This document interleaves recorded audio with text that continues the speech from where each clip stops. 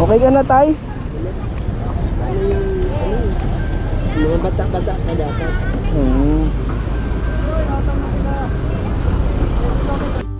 Kaya mga kaingat, oh, may bagong tapon, no? Oh. Katatapon lang. Mga pinagtistisan bago, oh. Dami yan, may kalabasa pa, ayun, oh. May mga talong, sitaw. Pwede sa aso, ia-adobo lang. Lalagyan ng toyo na may ulo ng manok. Pwede na sa aso.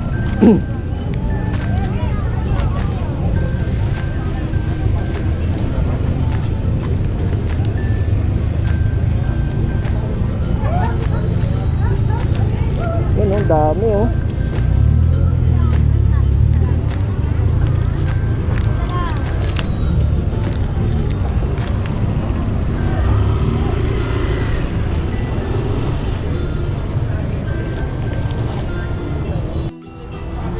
So okay na mga kaingat, nakakuha na tayo.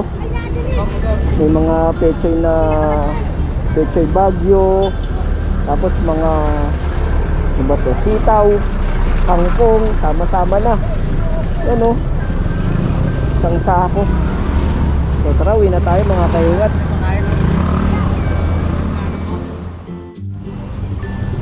So alas 5 na, pinatatabi na sila nung mga importer. 180 lang, 180 kilo. Lilinisin na kasi yung kalsada.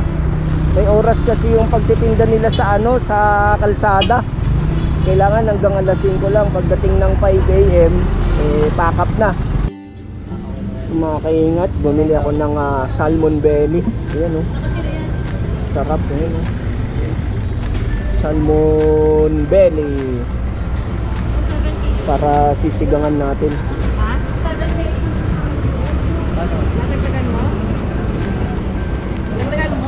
Di na po. Okay na po ito.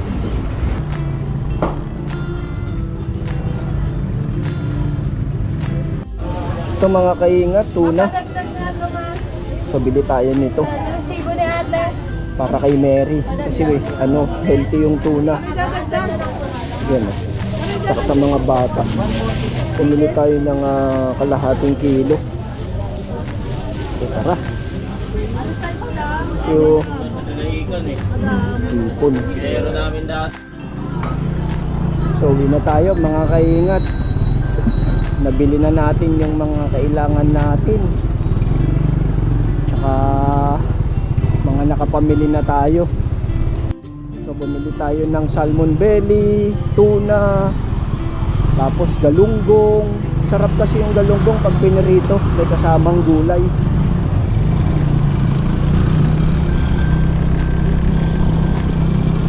Bumili tayong tokwa.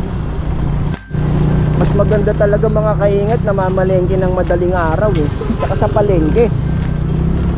Kasi pagka doon na sa amin, mga palengke na doon sa amin, medyo mahal na.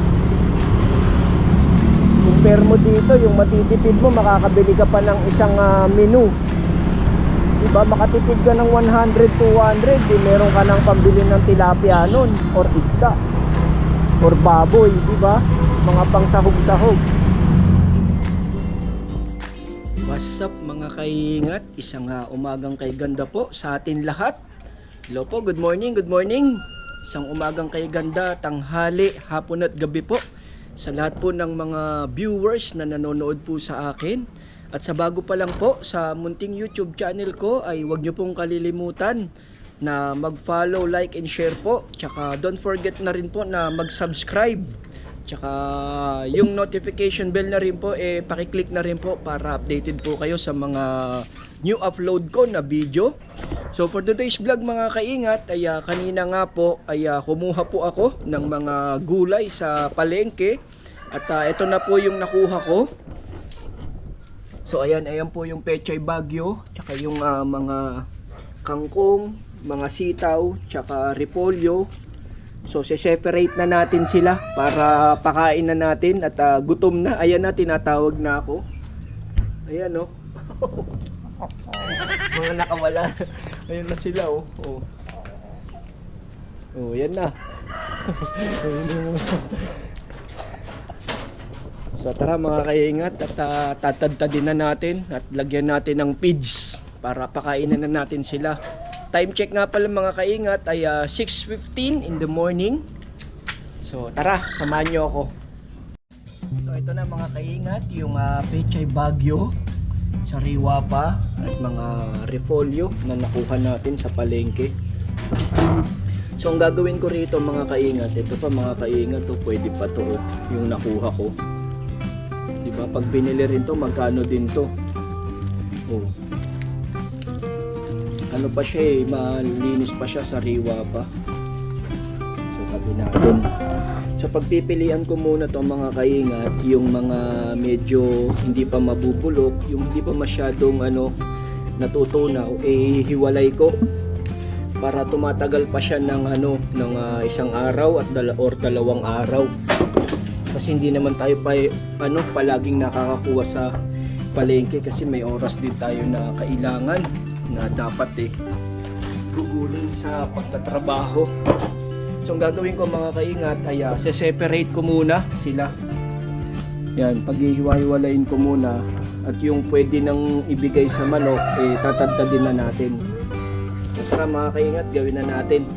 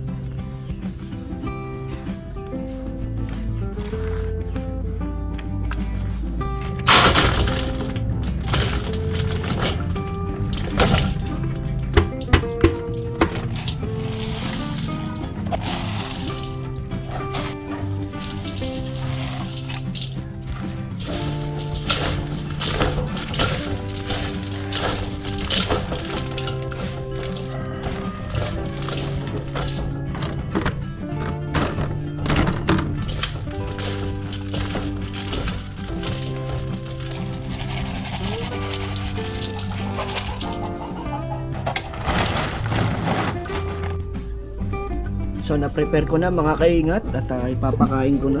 Yan Diba? So, tara, pakain na natin. So ito yung aso ng nanay ko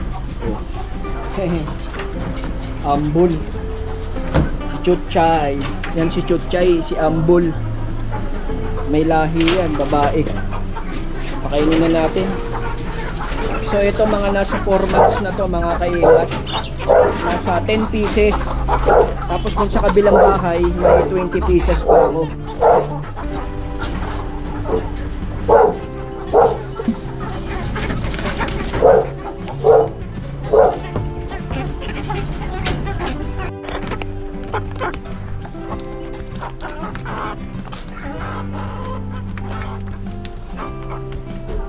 Ayan mga kaingat oh.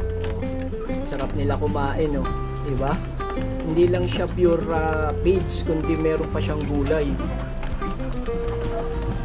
Tapos yung tubigan nila, nilalagyan ko ng vitamins.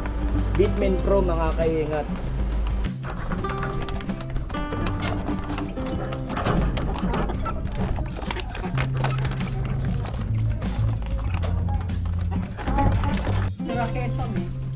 So mga kaingat, punta na tayo sa labas.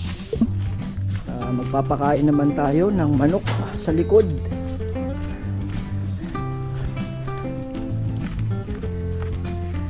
Yan no. Nilinisan ko na yung pagkainan nila, tsaka binigyan ko na sila ng tubig. Ayun yung tubig nila oh. So pakainin naman natin. Ito, ayaw pumasok kasi nito. Oh, diyan ka na kumain oh. Oh. Oh. Nakalabas ka na naman.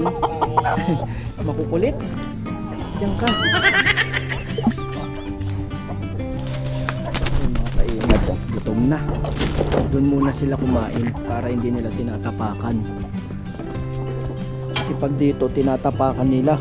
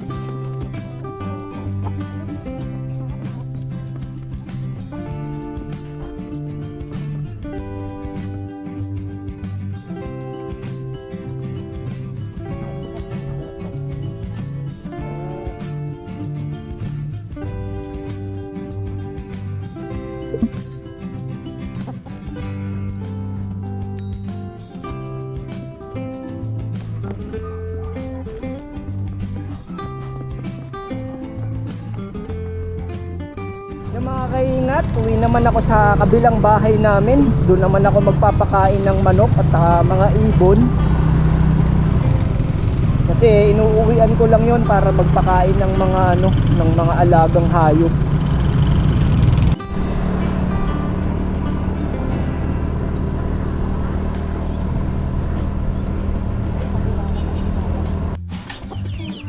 Ito mga kaingat oh, mga gutom na oh. O, diba? Oh. Mga gutom na. Ito ano to? 9 pieces. Tapos ito 12 pieces. Yan, 12 pieces to. Medyo maliliit pa sila compare. Ay! Oh, saglit lang. Pakakainin ko na kayo. Kasi ito yung black astrolorp po. Ang laki.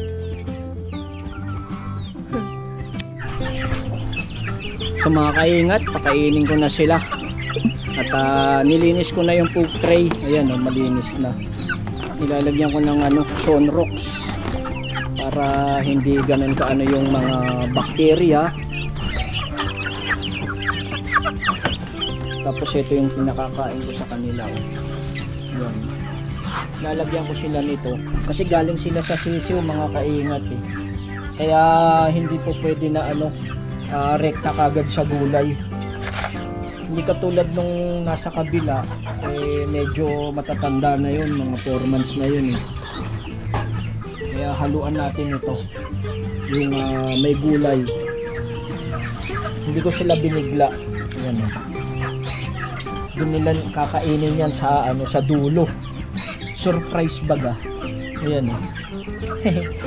Oy, morning.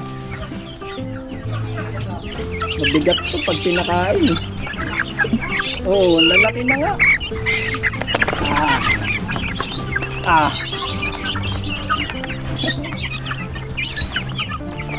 Sikip na sa kanila nito. Tapos ito dito. Yan. Up. Ah.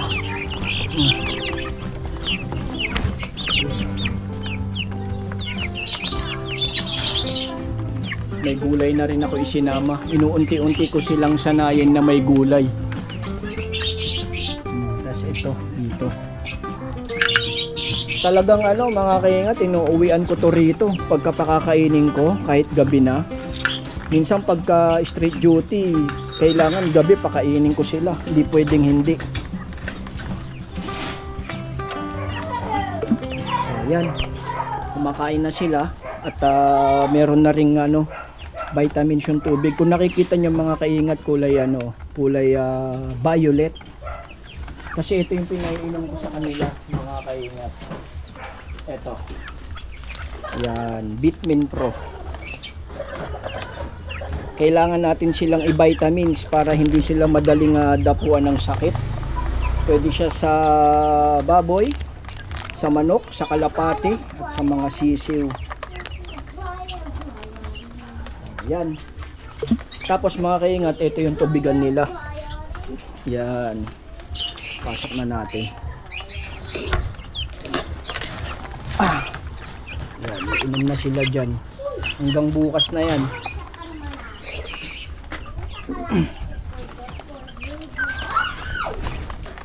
Sug kayo ron. Ay. Tinataob kasi nila yung inuminan nila eh. So okay na sila mga kaingat.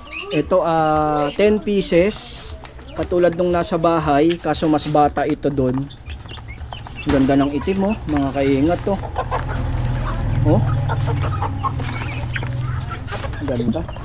Tapos ito 12 pieces. So okay, dito naman na tayo sa mga birds. Yan. Mga birds. Birdie. So yan. Ang gaganda Di ba mga kaingat? Ang gaganda. Tapos ito yung mga pinches, yung pinakita ko nung isang araw sa ibang vlog. Tapos meron pa tayo dito mga breeder. Yan, mga wala ng laman. Medyo binenta ko na, tsaka dinispose ko na. May pisa na kaya dito. Yan may mga itlog mga kaingat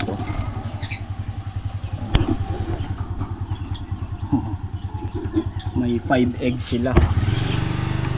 Yung iba dyan, yung mga anak na dispose ko na. Yan pa May kapares yan, may itlog. Tapos dito meron din. Ayun. So pakainin ko muna sila mga kaingat.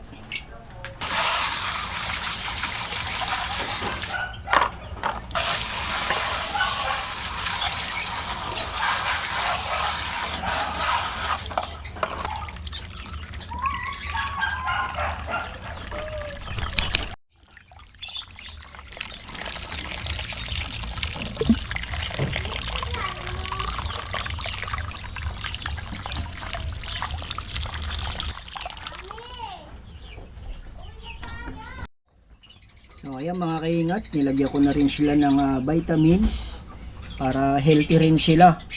Kailangan nila ng vitamins para yung mga egg nila is maging fertile, para mas dumami pa sila. Tara, painom na natin. So mga kaingat, lagyan na natin ng pagkain. Yan. Hati-hati.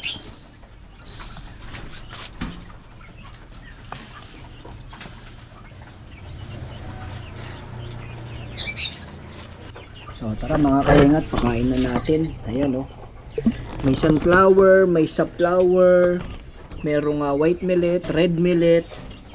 Yan. So tara mga kaingat, pakain na natin. Ayun yung pagkain nila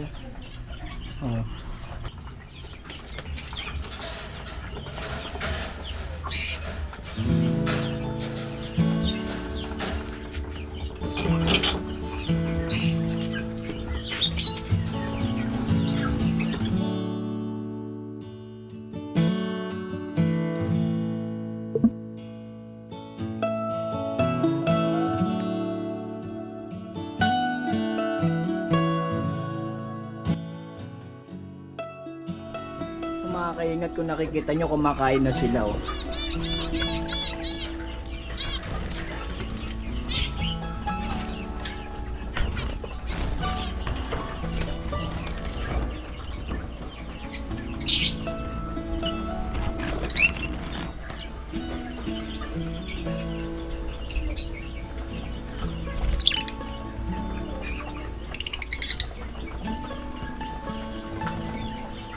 So kung makikita nyo mga kaingat, yung tubig nila nakalagay na rin. Meron na din siyang vitamins.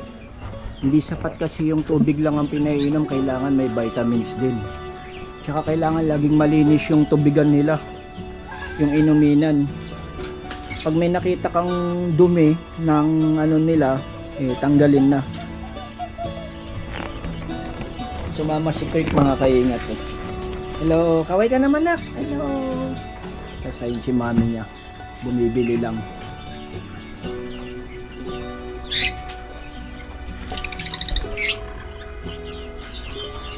So uwi rin kami sa kabilang bahay mga kaingat dahil magluluto kami ng pang lunch namin. Maaga pa naman, 9:30 pa lang ng maga.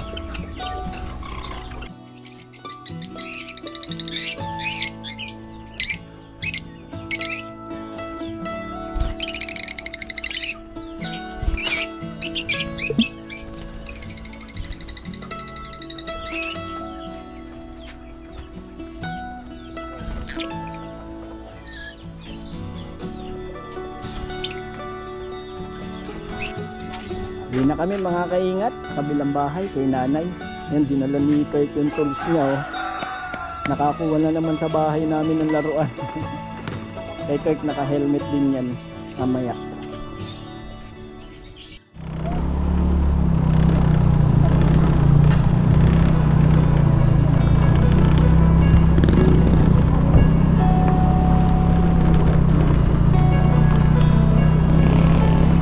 Tayo sa bahay ni nanay Kurt. Daing kambing oh. Ay tupa yan eh.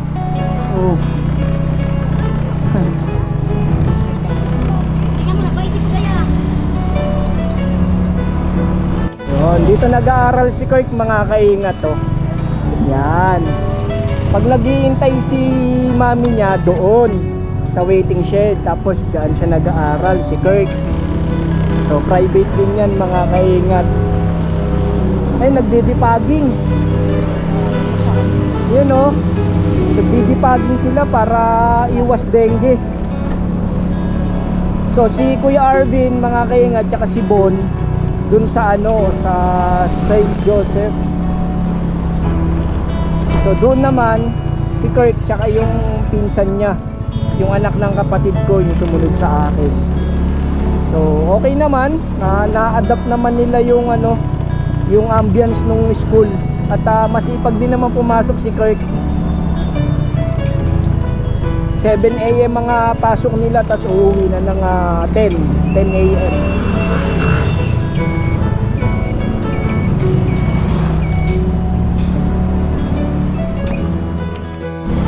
Dito na tayo. Pure Gold Liparo.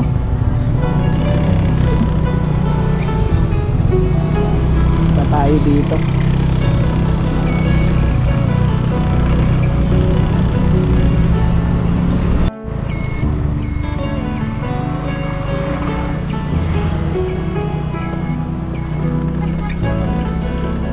Ito na ulit si Kurt sa bahay. Yan na Kurt, baba na. Dito sa kabila.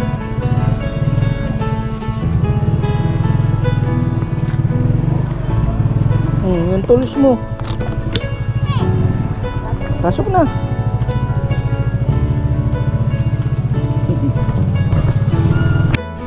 So mga kaingat, nandito na kami sa bahay at habang naglalaro si Kirk, ayan mga kaingat yung laruan niya. Oh. Tools ni Kirk yan eh. Kinuha niya doon sa bahay namin. So habang naglalaro yung batang maliit, ay magluluto naman ako ng lunch namin. Meron ako ritong mga sitaw. So yan yung sitaw. Tapos yung kalabasa or squash. Tapos kamatis, talong. yung siling green na bawang, sibuyas. Tapos ito yung niluto kanina. Tortang talong galing dun sa tanim ni nanay ko. Tsaka yung itlog na galing sa manok namin, yung alaga kong manok. So yan, meron pa ritong mga repolyo, mga papaya, tapos carrots. So yun mga kaingat, habang pinakukuluan ko yung pansahog na baboy at ipiprito ko ng konti, ay dito muna tayo. At piniprepare ko lang yung mga ingredients.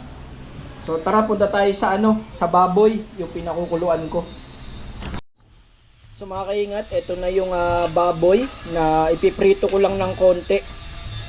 Actually, konti lang naman to para sa bata lang. Yan.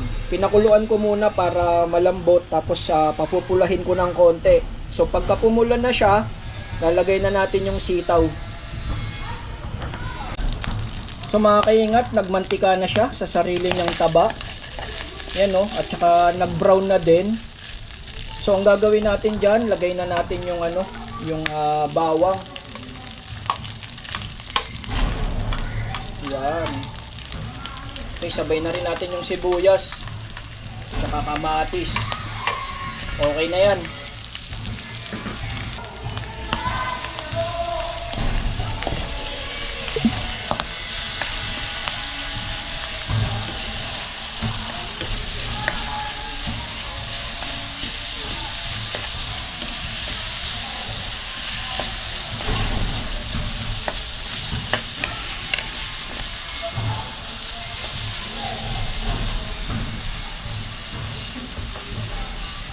So mga kaingat, naluto na yung bawang, sibuyas, tsaka kamatis.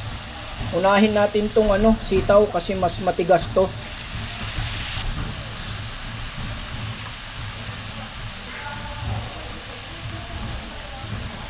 Lutuin lang muna natin ng konti yung yung sitaw.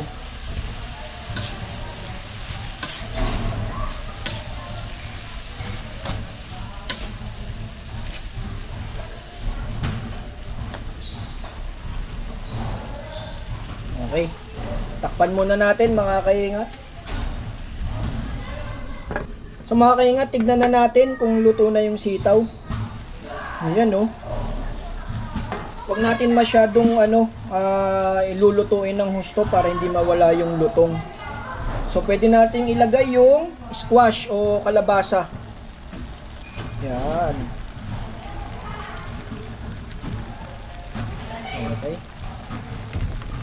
So sabay na rin natin to, yung siling haba.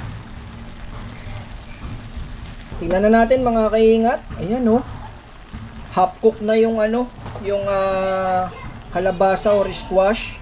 Tapos yung sitaw okay na din. Lagay na natin mga kaingat yung gata ng nyug or coconut milk. Ayan Hindi makita kasi puti. Yan. So dito na natin siya ipa-final cook sa gata ng nyug or sa coconut milk. Okay. Malinamnam yan.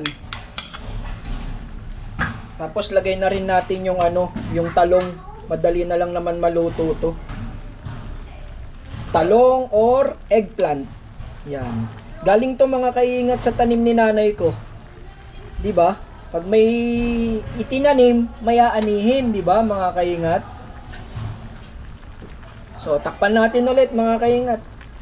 Pag after niyan, luto na 'yan. So mga kaingat, tignan natin ulit kung luto na. Ayan luto na. Grabe, sarap. Ayan luto na yung talong mga kaingat. Kasi hindi naman pwede siyang iluto ng gusto kasi lalabsak siya. Nilagyan ko na rin siya mga kaingat ng iodized salt, pero konti lang. Doon sa tama lang yung panlasa natin kasi hindi naman pwedeng maalat, hindi rin pwede matabang. Pag maalat, madadali na naman tayo sa bato niyan. Iniingatan natin yung creatinine. So takpan na natin mga kaingat at luto na to at magpiprito naman tayo ng ng isda or galunggong, yung binili ko kanina sa bayan, palengke. Luto na rin yung gata. Mas maganda yung may konting sabaw mga kaingat para mayroon tayong pang sabaw sa kanin. Yan no. Oh. Diba?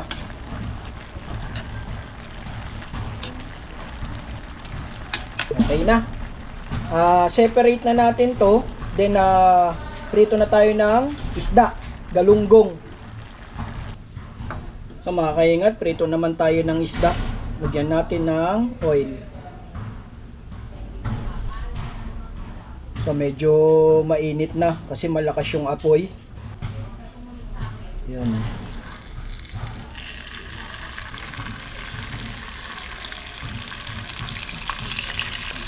Tama-tama to sa ano mga kaingat, sa gulay. Kasi wag natin babaligtarin kapag hilaw pa kasi madudurog. Yan oh, ganda ng pagkaluto mga kaingat oh. Diba? Oh. Tama lang. So hintayin na lang natin maluto yung side na yan at magluluto ulit ako ng tokwa. Bumili rin po ako mga kaingat ng tokwa. So luto na to mga kaingat. Ahawunin na natin. So dyan lang muna siya sa gilid at para yung mantika humupa. So sunod naman natin mga kaingat ay tokwa. Yan oh. Wow. Sarap.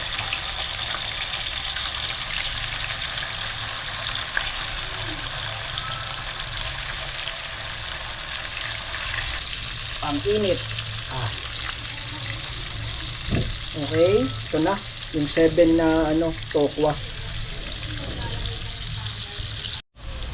So mga kaingat, luto na yung tokwa. So mga kaingat, kain po tayo at na-prepare ko na yung pang lunch namin. Syempre meron tayong kanin. Tapos ito na yung pakbit na may gata. Yan no. Tapos meron tayong rito, piniritong tokwa. Tapos may galunggong.